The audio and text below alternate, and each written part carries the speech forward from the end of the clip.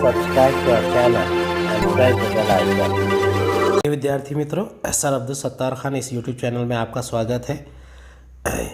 ये हिंदी लोकवाणी 10वीं कक्षा के दूसरी इकाई के दूसरे पार्ट के पहले वीडियो में आपका स्वागत है। आपका हमारा वीडियो पसंद आए तो इसे लाइक कीजिए, शेयर कीजिए, हमारे चैनल को सब्सक्राइब कीजिए, इस वीडियो को आखिर तक देखिए। ये दूसरा पार्ट है कलाकार, इसे राजेंद्र यादव ने लिखा है। राजेंद्र यादव, इनका जन्म 1929 में आगरा उत्तर प्रदेश में हुआ। मृत्यु 2013 दिल्ली में हुई। परिचय: राजेंद्र यादव जी साठोत्तरी पीढ़ी के जाने माने उपन्यासकार एवं साहित्यकार। उपन्यास लिखने वाले यानी नॉवेल लिखने वाले, साहित्य लिखने वाले यानी अदीब है, अदब लिखने वाले, लिटरेचर लिखने वाले हैं। नई कहानी के नाम से हिंदी साहित्य में आपने नई विधा का सूत्रपात किया है, यानी नई कहानी लिखने का एक तरीक़ा इन्होंने शुरू किया है। उपन्यासकार मुंशी प्रेमचंद द्वारा 1930 में प्रकाशित साहित्यिक पत्रिका हंस का पुनर्प्रकाशन आपने प्रेमचंद की जयंती के दिन 31 जुलाई 1986 को प्रारंभ किया और अपने अंतिम समय तक पूरे 27 वर्ष तक जारी रखा। यानी मुंशी प्रेमचंद जी का जो साहित्यिक पत्रिका थी हंस का पुनः प्रकाशन राजेंद्र यादव जी ने शुरू किया था और 27 वर्ष तक के वो चलता रहा। आपकी प्रमुख कृतियाँ कौन सी हैं? जहाँ लक्ष्मी कैद है, छोटे छोटे ताजमहल, किनारे से किनारे तक कहानी संग्रह है, सारा आकाश, शाह और माँ तथा उखड़े हुए लोग उपन्यास आदि है। चलिए गद्य संबंधी जो विषय बारे में है हम उसे समझेंगे। कलाकार कहानी का नायक बहुरूपिया एक श्रेष्ठ कलाकार है। वो अंत तक अपनी कला के प्रति ईमानदार रहता है। ढोंगी साधु का वेश धारण करने पर बहुरूपिया अपने उस रूप और वेश से ऐसा प्रभावित हुआ कि उसका मन भी एक त्यागी और बैरागी सन्यासी के समान सोचने लगता है। इस कहानी से प्रेरणा मिलती है कि हमें अपने व्यवसाय के प्रति ईमानदार होना चाहिए। चलिए इस पाठ को पढ़ते हैं और इसे समझने की कोशिश करते हैं। इसके जो शब्दार्थ हैं वो भी देखेंगे और इसका भावार्थ भी समझने की कोशिश करेंगे। बहुत ही एक उज्जवल विषय है, एक बहुत ही अच्छा विषय है। बहुरूपिया किसे कहते हैं? बहुरूपी यानी जो अलग अलग तरह तरह के रूप धारण करने वाला व्यक्ति होता है, आदमी होता है, उसे बहुरूपिया कहते हैं।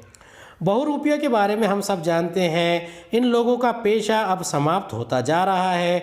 किसी समय रईसों और अमीरों का मनोरंजन करने वाले बहुरूपियों प्राय का हर नगर में पाए जाते थे। यानी ये पेशा यानी उद्यम व्यवसाय अब ख़त्म हो रहा है। पहले ये रईसों और अमीरों के मनोरंजन करते थे, एंटरटेनमेंट का काम करते थे, लेकिन ये हर नगर में, हर शहर में पाए जाते थे।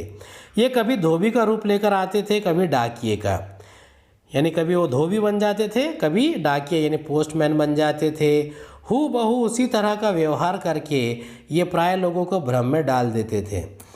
यानी अलग अलग लोगों को वो क्या करते थे, इसी प्रकार के कभी धोबी बनते, कभी पोस्टमैन डाकिया बनते और उन्हें भ्रम में डाल देते थे।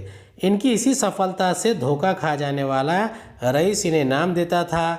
उसी तरह के बहुरूपियों का एक रूप मैंने राजस्थानी लोक कथाओं में सुना था और मुझे वो अभी भी अच्छी तरह याद है। लगता है कि हम सब के भीतर कहीं ना कहीं उसी तरह का एक बहुरूपिया बैठा है। यानी राजेंद्र यादव जी कहते हैं कि बहुरूपिये की जो सफलता है वो किसी रईस को धोखा देने के पर इनाम लेने तक सीमित थी, लेकिन अभी बहुरूपिया जो है उनके मन में एक राजस्थानी लोक कथाओं का बहुरूपिया है जो हमेशा किसी न किसी तरह याद दिलाता है। और वो कहते हैं कि हर इंसान के भीतर, हर आदमी के अंदर एक बहुरूपिया बैठा हुआ है। एक बार एक बहुरूपिया ने साधु का रूप बनाया। सिर पर जटाएं, नंगे शरीर पर भस्म, माथे पर त्रिपुंड, कमर में लंगोटी। उसके रूप में कहीं कोई कसर नहीं थी और वो संसार त्यागी साधु ही लगता था। अब देखिए यहाँ पर एक बहुरूपिये का जिक्र आ रहा है जिसने साधु का रूप बनाया था। सिर पर जटाएं यानी बड़े बड़े बाल थे जिसको जटाओं की तरह बनाया गया था, जैसे कि शिव जी के जटाएं होती है सर पर, वैसा ही। नंगे शरीर पर भस्म लगा था। भस्म क्या होता है? ये अग्निहोत्र की राख होती है जिसे भस्म कहते हैं। माथे पर त्रिपुंड यानी कि 3 लकीरें थी जिस पर राख या दूसरी चीज़ें मली जाती है। कमर में लंगोटी बांधी जाती है। उसके रूप में कहीं कोई कसर नहीं थी। कसर होना यानी कमी नहीं थी। और वो संसार त्यागी साधु ही लगता था। संसार त्यागी यानी जिसने इस संसार को, दुनिया को त्याग दिया है। उसके नगर से बाहर बड़े से पेड़ के नीचे अपनी झोपड़ी तैयार की। यानी एक बड़े से पेड़ के नीचे वो झोपड़ी तैयार कर कर रहने लगा। नगर के बाहर बगीचा लगाया और बैठकर तपस्या करने लगा। यानी वो जहाँ पर झोपड़ी लगाई थी उसके बाजू में ही उसने बगीचा लगा दिया और वहीं बैठकर तपस्या यानी जिक्र करने लगा, चर्चा करने लगा और ध्यान लगाने लगा। धीरे धीरे सारे नगर में ये समाचार फैलने लगा कि बाहर एक बहुत पहुँचते हुए महात्मा ने आकर डेरा लगाया है। यानी आहिस्ता आहिस्ता सब लोगों को मालूम पड़ गया, ये न्यूज़ मिल गई, ये खबर मिल गई, ये समाचार मिल गया कि नगर के बाहर, शहर के बाहर किसी महात्मा ने डेरा लगाया है।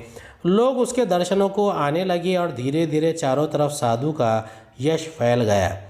यानी लोग उसे मिलने आने लगे, दर्शन करने लगे, और सब उसकी चर्चा करने लगे, उसके बारे में जिक्र करने लगे। सारे दिन उसके यहाँ भीड़ लगी रहती थी। लोग कहते थे कि महात्मा जी के उपदेशों में जादू है और उनके आशीर्वाद से संसार के बड़े से बड़े कष्ट दूर हो जाते हैं। अपनी इस कीर्ति से साधु को कभी कभी बड़ा आश्चर्य होता है और मन ही मन वो अपनी सफलता पर मुस्कुराया करता है। अब देखिए, बहुरूपी ने साधु का तो वेश भर लिया था, लेकिन कभी कभी उसे मन ही मन में बड़ा आश्चर्य होता था, ताज्जुब होता था कि ये मैं कैसे, लोग हैं तो मेरी बातों में आ गए, मैं तो बहुरूपिया हूँ, लोग मुझे सचमुच में साधु समझ रहे हैं। नगर के सबसे बड़े सेठ से जब किसी ने साधु का जिक्र किया यानी चर्चा की तो वो अविश्वास से हंस पड़ा। बोला, ऐसे ढोंगी जाने यहाँ कितने आते रहते हैं, और वो अपने कारोबार में लग गया।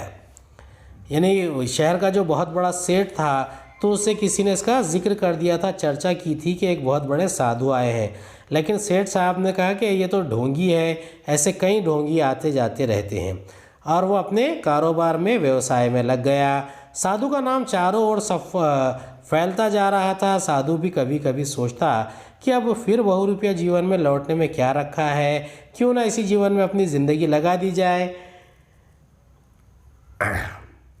अब साधु को ऐसा लग रहा था कि लोगों ने उसे साधु मान लिया है, तो उसे बहुरूपीय जीवन के बजाय एक साधु का जीवन ही व्यतीत करना चाहिए, और इस ज़िंदगी में उसे मज़ा भी आ रहा था। फिर उसका मन धिक्कारने लगता है कि वो ज़िंदगी भर साधु बना रहा तो अपने असली पेशे के साथ बेईमानी करेगा। अब यहाँ मन धिक्कारना यानी कि उसका मन अपने आप को झिड़क रहा था और वो साधु बनने से डर रहा था। वो अपने असली पेशे से बेईमानी करेगा, ऐसा उसने सोचने लगा। इसी सोच विचार में उसके दिन निकलने लगे। यानी ये सोच विचार करके जब वो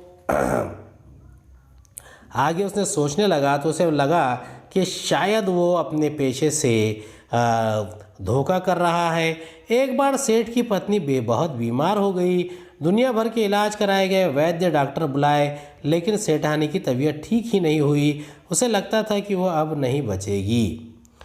यानी सेठ जो है, जो शहर का बहुत बड़ा रईस था, तो उसकी पत्नी, उसकी जो बीवी थी, वो बीमार हो गई थी। तो दुनिया भर के इलाज कराने पर, वैद्य डॉक्टर बुलाने पर भी उसका इलाज नहीं हो पा रहा था। लेकिन सेठानी की तबीयत ठीक नहीं हुई। उसे लगता था कि वो अब ठीक नहीं अब बचेगी नहीं। मित्रों यानी दोस्तों और शुभ चिंतकों ने सलाह दी कि एक बार उस साधु को दिखा देने में क्या हानि है। शुभ चिंतक किसे कहते हैं? यानी वो किसी कार्य में, किसी व्यक्ति के बारे में अच्छा सोचने वाले को शुभ चिंतक कहते हैं। वैद्य ये तबीब यानी डॉक्टर जो होते हैं, वैदिक दवाएं देते, आयुर्वेद की दवाएं देते हैं, उसे कहते हैं। अब तबीयत ठीक नहीं हो रही थी तो किसी ने साधु से मिलने का विचार लगाया। हार कर सेठ तैयार हो गया। साधु ने जब दूर से सेठ को आते देखा तो बहुत प्रसन्न हो गया।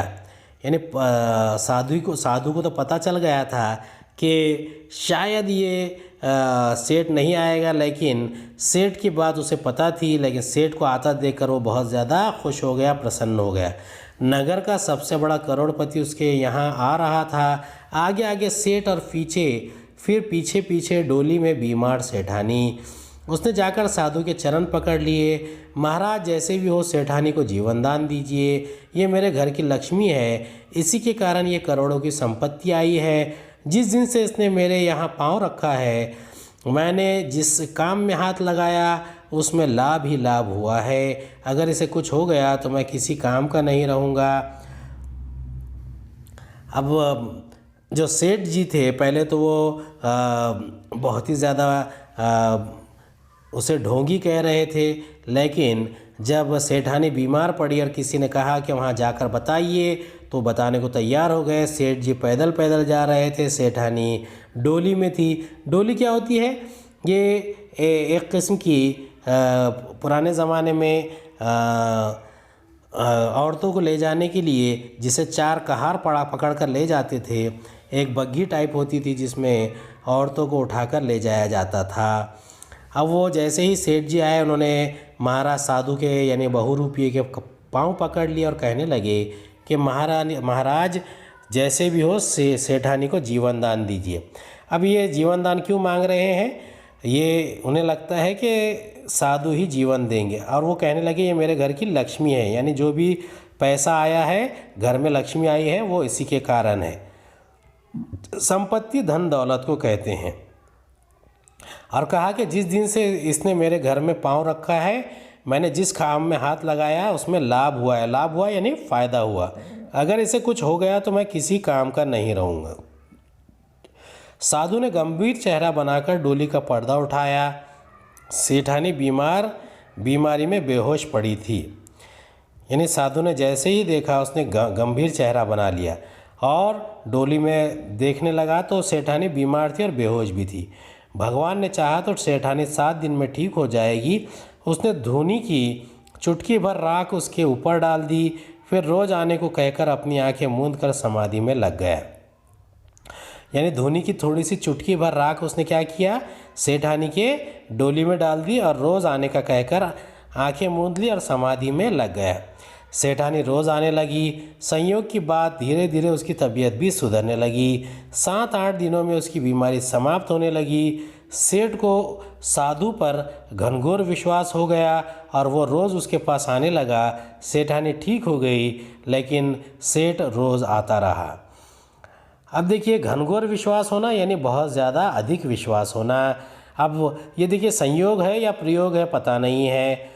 अगर ये संयोग की बात यानी इत्तेफाक की बात हो गई है तो इत्तेफाक से सेठानी अच्छी हो गई, उसकी बीमारी समाप्त हो गई। लेकिन सेठ को तो बहुत ज़्यादा विश्वास, बहुत ज़्यादा भरोसा हो गया था, इसलिए सेठानी तो आई ही, लेकिन अब सेठ भी रोज़ रोज़ आने लगा। उम्मीद है आपको हमारा वीडियो पसंद आया होगा। अगले वीडियो में दोबारा मुलाकात होगी। खुदा